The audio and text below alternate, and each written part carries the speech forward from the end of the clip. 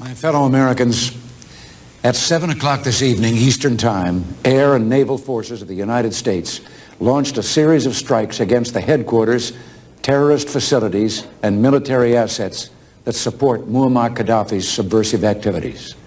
The attacks were concentrated and carefully targeted to minimize casualties among the Libyan people, with whom we have no quarrel.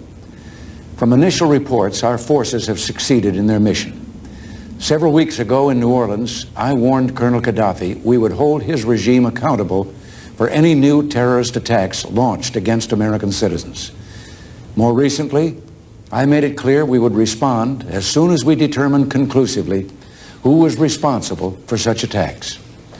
On April 5th, in West Berlin, a terrorist bomb exploded in a nightclub frequented by American servicemen. Sergeant Kenneth Ford and a young Turkish woman were killed, and 230 others were wounded, among them some 50 American military personnel. This monstrous brutality is but the latest act in Colonel Gaddafi's reign of terror.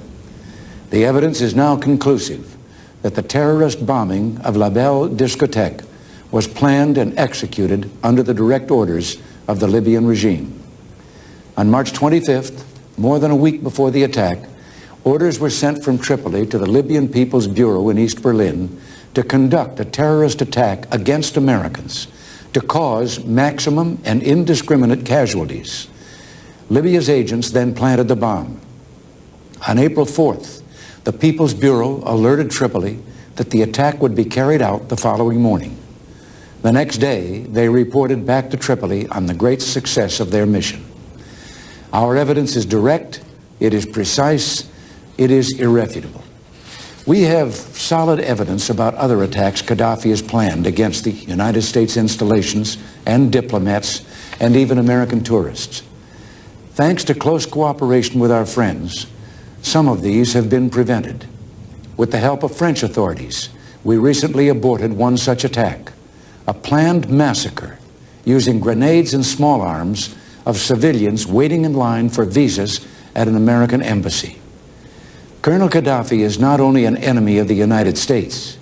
His record of subversion and aggression against the neighboring states in Africa is well documented and well known. He has ordered the murder of fellow Libyans in countless countries.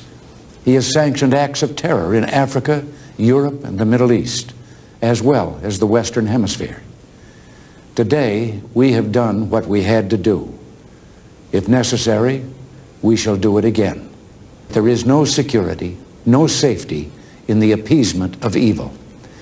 It must be the core of Western policy that there be no sanctuary for terror.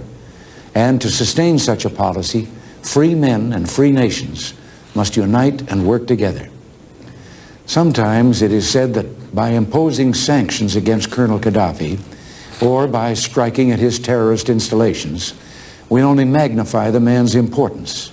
But the proper way to deal with him is to ignore him. I do not agree. Long before I came into this office, Colonel Gaddafi had engaged in acts of international terror, acts that put him outside the company of civilized men.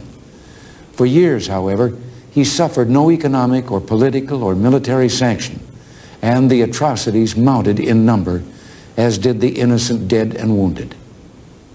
And for us to ignore, by inaction, the slaughter of American civilians and American soldiers, whether in nightclubs or airline terminals, is simply not in the American tradition.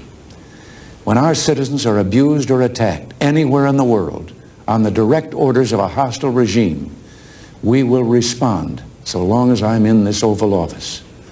Self-defense is not only our right, it is our duty. It is the purpose behind the mission undertaken tonight, a mission fully consistent with Article 51 of the United Nations Charter.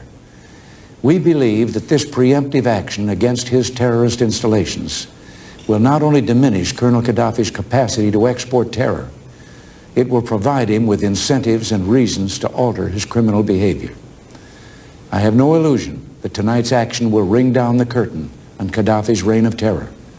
But this mission, violent though it was, can bring closer a safer and more secure world for decent men and women. We will persevere.